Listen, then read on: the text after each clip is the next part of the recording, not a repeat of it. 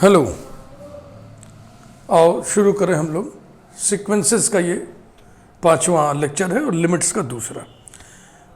Limits के पहले lecture में हमने आपको लिमिट्स का सिर्फ कंसेप्ट दिया था, इसलिए वो वीडियो छोटा था।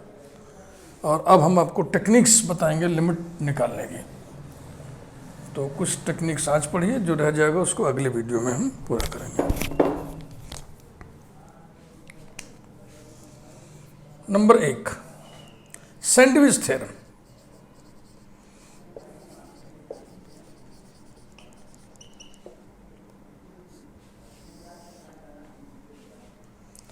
If an less than or equal to Cn less than or equal to Bn for all n belonging to capital N, and if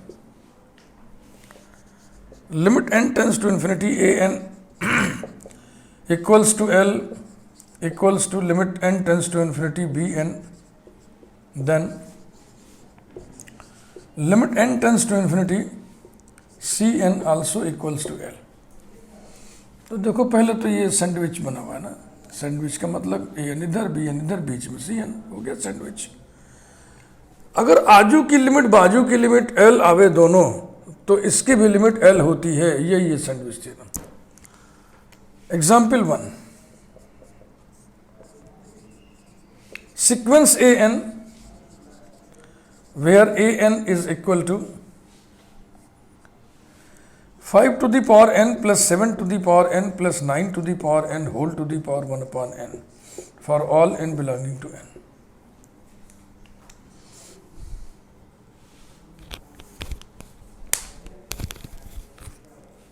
इसे देखिए, इसकी लिमिट निकालनी है, इसकी लिमिट निकालनी क्लियरली।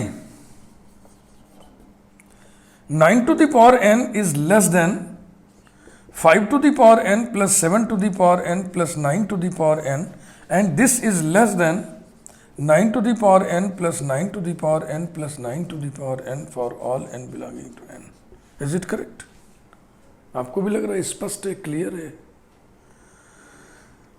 है? अब आप बोलोगे सर ये आपको कैसे मालूम कि ऐसे ही करें? तो भैया इसका कोई जवाब नहीं है। अब हायर एजुकेशन में तरह तरह के क्वेश्चंस, तरह तरह के प्रॉब्लम्स होते हैं, है ना। उनकी तरह तरह की टेक्निक्स होती है, वो अभ्यास से आएगा। खूब आप अभ्यास कीजिए। इसके बाद हम 1/n पावर लगा दे रहे हैं सभी पर। This implies that 9 to the power n whole to the power 1/n is less than 5 to the power n plus 7 to the power n plus 9 to the power n whole to the power 1/n is less than, ये कितना है? ये 3.9 to the power n then whole to the power 1/n for all n belonging to capital N, implies that 9 less than an less than 3 to the power 1/n into 9 for all n belonging to capital N, number 1। तो देखो आ गया ना ये situation, ये वाली situation आ गई। तो आजू की लिमिट बाजू की लिमिट निकाल लीजिए। यदि दोनों लिमिट बराबर आ जाए तो इसकी भी लिमिट उतनी ही होगी। यही सैंडविच थ्योरम कहता है। तो ऐसे तुम देखो, ओरली देख लो, इसकी लिमिट कितनी आएगी? यही आएगा 9। इसकी लिमिट कितनी आएगी? 9 आएगा, क्योंकि 3 to the power 1/infinity 3 to the power 0 1, तो ये भी 9 आएगा, ये भी 9 आएगा, इसलिए इसकी भी लिमिट 9 हो गई।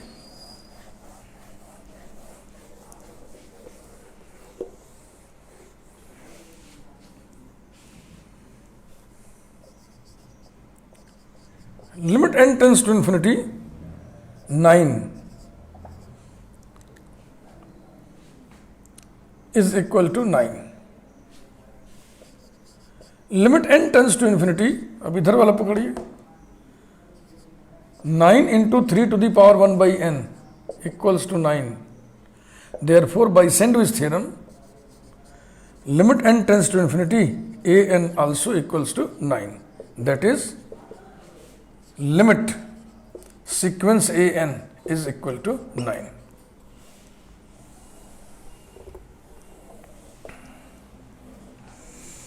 Number 2, Dirichlet theorem.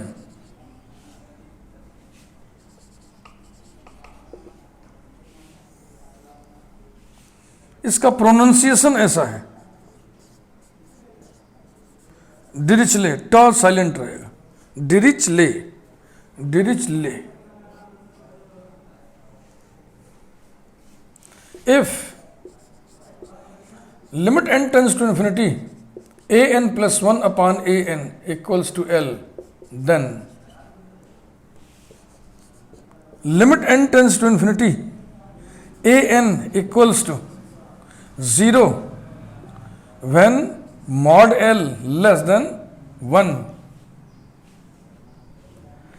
and this limit will be infinity when L greater than 1। इसमें मॉड नहीं है। इसका प्रूफ आप बुक से पढ़ लीजिएगा, सैंडविच के प्रूफ, इसका प्रूफ आप बुक से पढ़ लीजिए।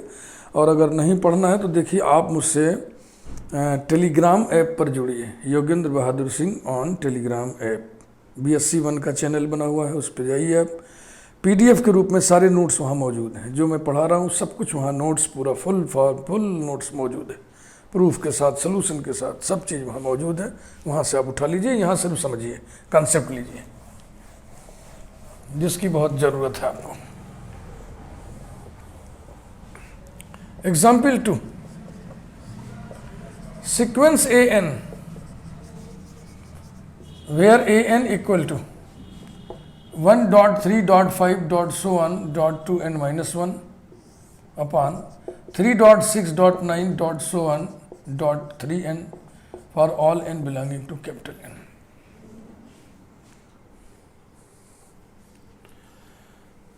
तो ध्यान रखिएगा, बहुत बढ़िया चीज है। ये nth टर्म में n फैक्टर्स ऊपर है, n फैक्टर्स नीचे हैं। nth टर्म में ये गिनिए कितने फैक्टर हैं, 1 3 5 2n - 1, n फैक्टर्स हैं। 1 3 5 ये जो AP है इसका nवां टर्म हित होता है और इसका nवां टर्म ही होगा। तो A1 में क्या होगा, एक फैक्टर ऊपर एक फैक्टर नीचे। A2 में क्या होगा, 2 फैक्टर ऊपर और 2 फैक्टर नीचे। A3 में क्या होगा, 3 फैक्टर ऊपर और 3 फैक्टर नीचे। A4 में क्या होगा, 4 फैक्टर्स ऊपर और 4 फैक्टर्स नीचे। ऐसे ही चलता रहेगा। पहले तो ये समझ लीजिए आप। खैर इससे हमको कोई इस समय मतलब नहीं है, लेकिन समझ जरूरी है। ये थोड़ा सा लड़के कंफ्यूज आ जाते हैं, समझ नहीं आता है सब क्या बवाल है। तो AN तो दिया ही हुआ है, उसको क्या लिखना, AN + 1 लिखना। तो अभी आपको हम समझा रहे थे कि A1 में एक एक फैक्टर ऊपर नीचे था, A2 में 2 फैक्टर ऊपर नीचे था, A3 में 3 फैक्टर ऊपर नीचे था, AN में n फैक्टर ऊपर n फैक्टर नीचे है। यानी कि हर टर्म के बाद वाले टर्म में एक फैक्टर ऊपर बढ़ गया है, एक फैक्टर नीचे बढ़ गया है। तो जब AN + 1 लिखिएगा, AN के बाद वाला टर्म है ना, तो इसमें एक फैक्टर ऊपर और एक फैक्टर नीचे बढ़ा दिया जाएगा। तो हो जाएगा 1.3.5.2n - 1। इसमें एक बढ़ाना है तो देखो जरा कॉमन डिफरेंस देख लो, 2 का अंतर है ना, तो इसमें +2 करोगे तो कितना हो जाएगा, 2n + 1। डिनोमिनेटर में 3.6.9.3n एक फैक्टर बढ़ाइए, कितने का डिफरेंस है, 3 का, 3 ऐड करिए तो जाएगा 3n + 3। और अब AN + 1 upon AN कैलकुलेट करिए। 1.3.5.2n - 1 into 2n + 1 upon 3 into 6 into 9 into so on into 3n into 3n + 3। ये हो गया AN + 1। इसमें AN से डिवीज़न करना है, यानी उसके उल्टे से हम मल्टीप्लिकेशन कर दें। 3.6.9.3n upon 1.3.5.2n - 1। ये पूरा का पूरा कैंसिल हो गया इससे, ये पूरा कैंसिल हो गया इससे। कितना बच गया, 2n + 1 अपॉन 3n + 3। अब इसके लिमिट निकालिए। Limit n tends to infinity AN + 1 upon AN equal to limit n tends to infinity 2n + 1 upon 3n + 3 equals to, है ना, ये लिमिट पहचान रहे कि नहीं, इनफाइनाइट सीरीज में खूब लिमिट आप पढ़ें। इन्फिनिटी अपॉन इन्फिनिटी फॉर्म, ये इनडिटर्मिनेट फॉर्म है। इसमें हाईएस्ट डिग्री टर्म को ऊपर नीचे कॉमन लेके काट देते हैं। तो हो गया limit n tends to infinity, n ऊपर n नीचे कॉमन लेके काट दिए, तो क्या बचा, 2 + 1 अपॉन n, नीचे बचा 3 + 3 upon n, limit will be 2/3 equals to L से। तो अब डिरिचले थ्योरम लगाइए, डिरिचले थ्योरम लगाइए। L का मान यदि 1 से बड़ा हो तो 1 से बड़ा तो है नहीं, तो दूसरी शर्त लगनी नहीं है। तीसरी शर्त क्या थी, मॉड L 1 से छोटा हो। तो since mod L equal to mod 2/3 equals to 2/3 less than 1, therefore by Dirichlet theorem limit n tends to infinity an equals to 0, that is limit of the sequence an equals to 0। तो पहला था sandwich theorem पर based limit, दूसरा हो गया Dirichlet theorem पर based limit, और अब देखिए तीसरा, लिमिट बाय डेफिनिट इंटीग्रल।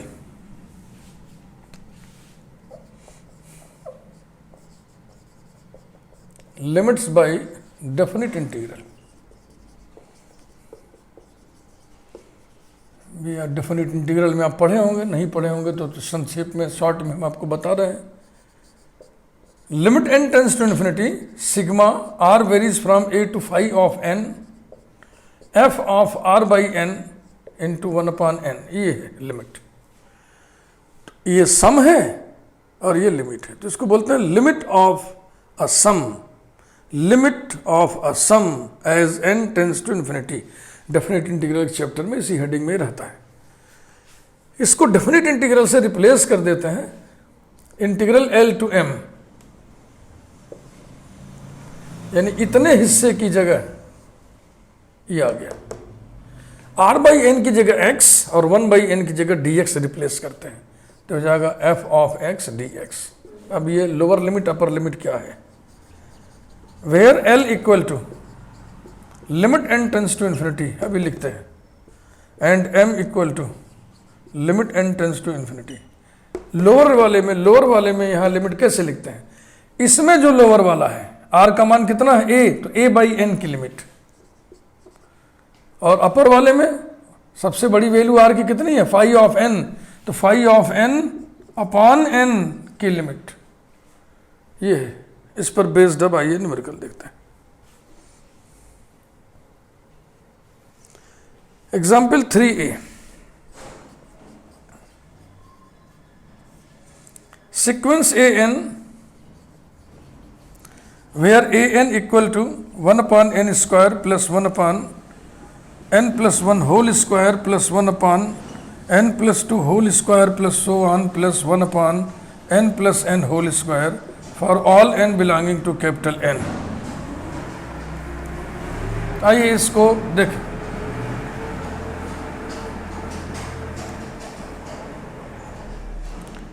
तो ध्यान रखिएगा, देखिए ये इसमें क्या लिखा, n प्लस 0 का होल स्क्वायर, an है भैया, an, तो शुरुआत कहाँ से, n plus 0 whole square, n plus 1 whole square, कहाँ तक, जब ये दोनों बराबर न हो जाए।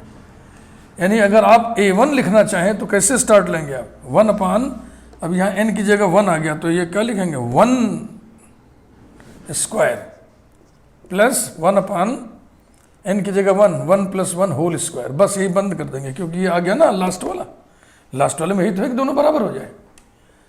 फिर a2 लिखेंगे तो क्या आएगा, अब 2 लीजिए, 1/2 square plus 1/2 plus 1 whole square plus 1/2 plus 2 whole square, ये दोनों बराबर आ गए, बंद। फिर a3 तीसरा टर्म क्या होगा, 1/3 square plus 1/3 plus 1 whole square plus 1/3 plus 2 whole square plus 1/3 plus 3 whole square, ये ऐसे लिखते चले जाएंगे। ये समझना बहुत जरूरी है, क्योंकि यहाँ पे लड़के बहुत गलती करते हैं।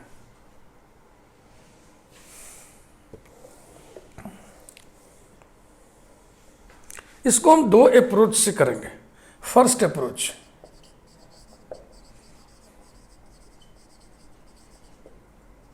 जो अभी हेडिंग डाल के हम लोग पढ़ रहे हैं, डेफिनिट इंटीग्रल। तो लिमिट निकालिए, limit n tends to infinity an equal to limit n tends to infinity, इसको सिग्मा फॉर्म में लिखिए, sigma 1/n plus r whole square, देखिए 1/1/1/, आर को मिलान करिए, आर की वैल्यू इसमें का इतना है, पहले में 0 और आखिरी में कितना है n। अब हम क्या करते हैं, इसमें ऐसी सेटिंग करते हैं कि ये r/n का फंक्शन बन जाए और 1/n अलग छटक जाए। और डेफिनेट इंटीग्रल वाले में एक चीज़ और होती है जो हम बताना भूल गए कि r/n की जगह x, 1/n की जगह dx, लिमिट और सिग्मा की जगह इंटीग्रल की लिमिट कैसे निकलेगी सब बता दिया आपको। इनके अलावा कोई और क्वांटिटी n से बनी हुई मौजूद हो, मान लीजिए थीटा ऑफ n एक क्वांटिटी है, तो ये कैसे रिप्लेस होगा, ये इसी के लिमिट से रिप्लेस हो जाएगा। यानी any quantity of the type theta of n is replaced by its limit. वही चीज़ यहाँ आनी है, जरा गौर से देखिएगा। Equals to limit n tends to infinity sigma r varies from 0 to n 1/, इसमें से हम क्या करें, n को बाहर निकालना है, तो जाएगा 1 + r/n होल स्क्वायर। तो बाहर कितना निकलेगा, 1/n और 1/n। रिप्लेसमेंट देखा, इंटीग्रल, यहाँ लोअर लिमिट क्या आएगी, मैंने बताया था आपको, limit n tends to infinity. Upper limit के लिए भी limit n tends to infinity. Lower वाले में क्या होती है, r की पहली वैल्यू अपॉन n की लिमिट, और ऊपर क्या लिखाएगा, r की आखिरी वैल्यू अपॉन n की लिमिट। तो ये लिमिट 0 हो गई, ये लिमिट 1 हो गई, तो ये आ गया 0 to 1। फिर 1/1 + x होल स्क्वायर, और इसकी जगह dx, और इसकी जगह या ऐसा करें dx बाद में लिखेंगे, पहले इसको लिख लो। इस 1/n को रिप्लेस कर दें dx से, इस 1/n को रिप्लेस कर दें इसी के लिमिट से, limit n tends to infinity 1/n। चूंकि ये 0 आएगा इसलिए इंटीग्रेंड 0 हो जाएगा, और 0 का डेफिनेट इंटीग्रल 0 होता है। Equals to integral 0 to 1 0 dx equals to 0। तो ये लिमिट निकल गया, that is limit of sequence an is 0। इसी प्रॉब्लम को हम अब सेकंड अप्रोच से देखेंगे, उसमें हम सैंडविच थ्योरम लगाएंगे।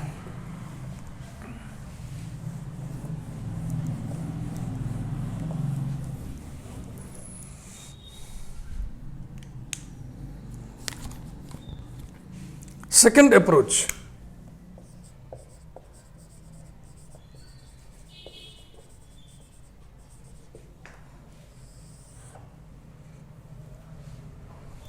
तो an मैं यहां लिख ले रहा हूं एक बार फिर से, 1/n² + 1/n + 1 whole square plus so on plus 1/n + n whole square, ऐसा।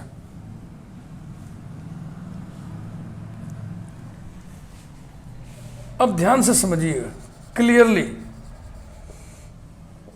1/n + n whole square plus 1/n + n whole square plus so on plus 1/n + n whole square less than 1/n² plus 1/n + 1 whole square plus so on plus 1/n + n whole square.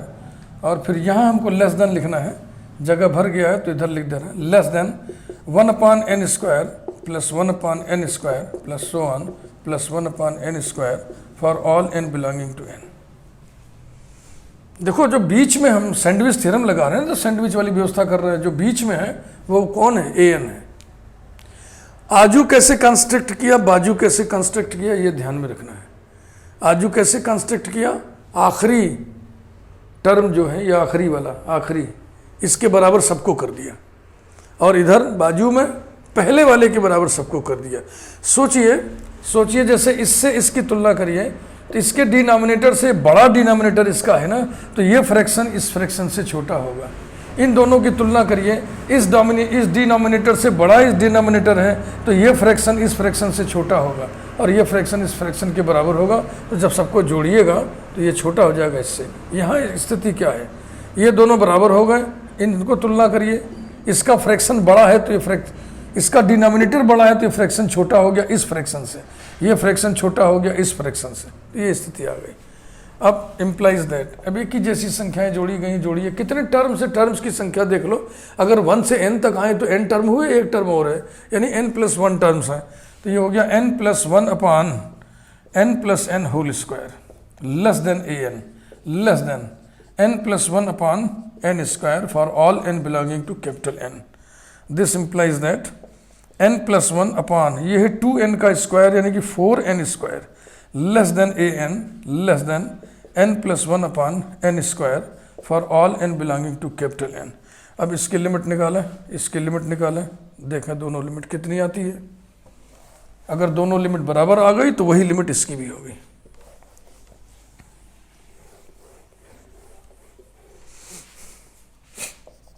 Limit n tends to infinity n plus one upon 4n square, ऊपर नीचे n cancel हो जाएगा, equals to limit n tends to infinity 1 plus 1 by n upon 4n equal to 1 plus 0 upon infinity equal to 0. And limit n tends to infinity n plus 1 upon n square, ठीक है ना, तो वही limit के बाद फिर है 4 और equals to limit n tends to 0 1 plus 1 by n upon n equal to 1 plus 0 upon infinity equals to 0. Therefore by sandwich theorem limit n tends to infinity a n also will be 0. तो ये दो approach से इसको हमने कर दिया. ये था कौन सा एग्जाम्पल भाई? एग्जाम्पल 3a था. अब एग्जाम्पल 3b, एग्जाम्पल 3b लिमिट n tends to sequence an where an equal to factorial n whole to the power 1 by n upon n for all n belonging to capital N. इसे देखें, an is equal to factorial n upon n to the power n whole to the power 1 upon n. ठीक है भाई. फिर इसके limit लीजिए, implies that limit n tends to infinity an equals to limit n tends to infinity factorial n upon n to the power n की setting देखें, 1 upon n dot 2 upon n dot so on dot n upon n then whole to the power 1 upon n. ऊपर आ जाएगा 1 into 2 into so on into n factorial n और नीचे n into n बार है तो n to the power n. तो ये सम की limit नहीं है, ये प्रोडक्ट की लिमिट है. तो प्रोडक्ट की लिमिट को हम लॉग लेकर के सम की लिमिट में कन्वर्ट करेंगे और डेफिनेट इंटीग्रल वाला कंसेप्ट यूज करेंगे. तो अब लॉग लेना है तो ऐसा करते हैं कि इस पूरी लिमिट को हम कुछ मान लेते हैं, है ना, इसको हम कुछ मान लेते हैं. तो let L equals to limit n tends to infinity an, then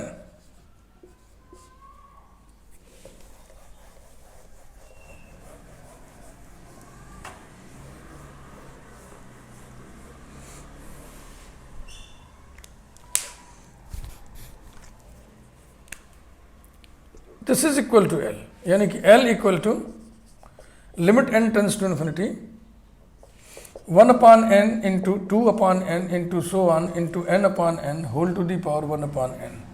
log ले लीजिए, implies that log L equal to limit n tends to infinity 1 upon n log of this product, और प्रोडक्ट का लॉग सम में convert हो जाता है, equals to limit n tends to infinity 1 upon n within the bracket log 1 upon n plus log 2 upon n plus so on plus log n upon n.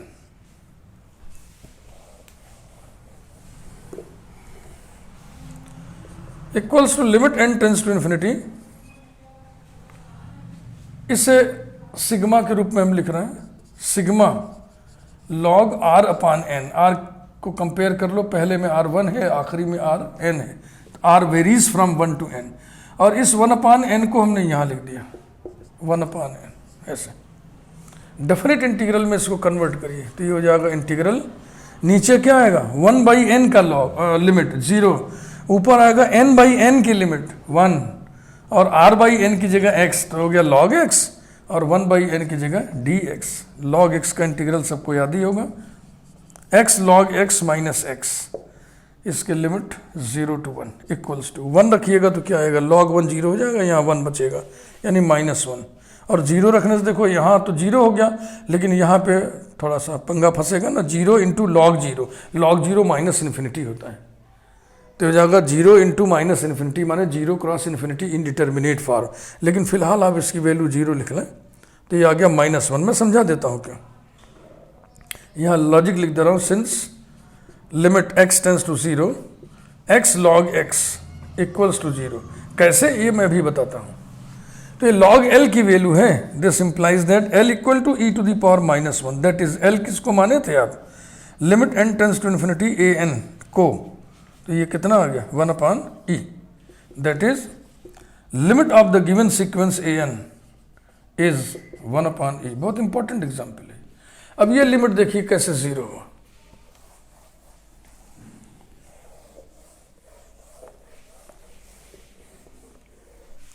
Note लगा दे रहे हैं अलग से,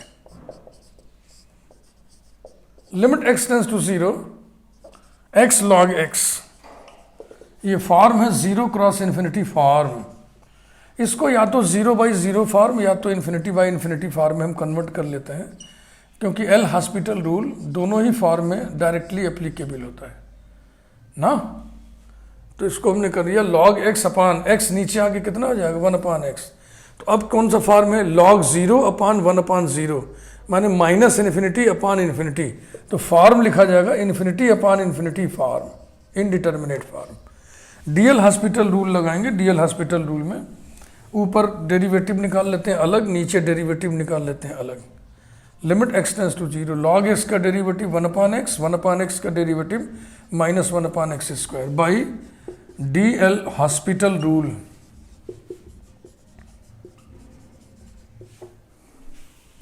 equals to limit x tends to 0, इसको simplify करिएगा तो कितना आएगा, -x आएगा, दैट विल बी 0। इसके बाद अब हम लोग पढ़ेंगे क्या क्या हम लोग पढ़ लिए, सैंडविच थ्योरम पर बेस्ड लिमिट, डिरिचले थ्योरम पर based limit, limits by definite integral, और अब फोर्थ है limits by direct approach, limits by direct approach. इसे हम एग्जाम्पल से ही समझेंगे। Example 4, sequence an where a1 equal to 1 and an plus 1 equals to 4 plus 3an upon 3 plus 2an, n greater than or equal to 1। इसे देखिए कैसे approach करते हैं। Let limit n tends to infinity an equals to l, then इसे लिखिए an plus 1 equals to 4 plus 3an upon 3 plus 2an। फिर सबकी limit लीजिए, limit n tends to infinity an plus 1 equals to 4 plus 3 into limit n tends to infinity an upon 3 plus 2 into limit n tends to infinity an by algebra of limit. Rational function की limit numerator की limit upon denominator की limit होती है, 4 की limit 4 ही आएगी, 3 coefficient है ऐसे नीचे। अब यही आपको समझना है मात्र। 4 प्लस 3l, इसको l माने है ना, 3 प्लस 2l, तो ये जो बाईं तरफ लिखा है ना ये भी l ही होगा, फिल कर लीजिए। an माने nth term, n tends to infinity, an माने a इन्फिनिटी माने इन्फिनिटीयथ टर्म, अनंतवा पद। तो यही सेंस इसमें भी तो है, an प्लस 1 माने n प्लस 1th टर्म, और n टेंस टू इन्फिनिटी कर दिए तो a इन्फिनिटी प्लस 1 माने a इन्फिनिटी माने इन्फिनिटीयथ टर्म। अब इसको आप सॉल्व कर लीजिए, इंप्लाइज दैट क्रॉस मल्टीप्लाई करिए, 3l plus 2l square equal to 4 plus 3l, दोनों तरफ 3l कैंसिल हो जाएगा।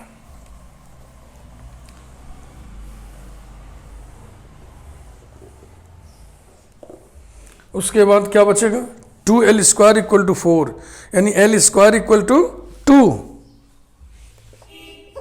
l² equal to 2, this implies that l equal to √2, minus नहीं ले रहा है क्योंकि देखो जो डेफिनेशन दिया है उसमें a1 क्या दिया है, a1 इक्वल टू 1, और a2 निकाल के देखिए, a2 बराबर कितना आएगा, 4 + 3 upon 3 + 2, that is positive, a1 भी पॉजिटिव, a2 भी पॉजिटिव, a3 भी पॉजिटिव ना, तो लिमिट कितनी आएगी, पॉजिटिव ही तो आएगी, जो भी आएगी पॉजिटिव आएगी, that is limit n tends to infinity an equal to √2, that is limit of the given sequence is √2। ये था भैया।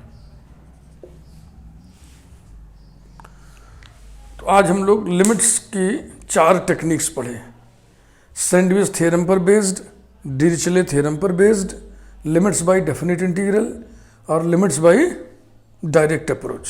ठीक है ना।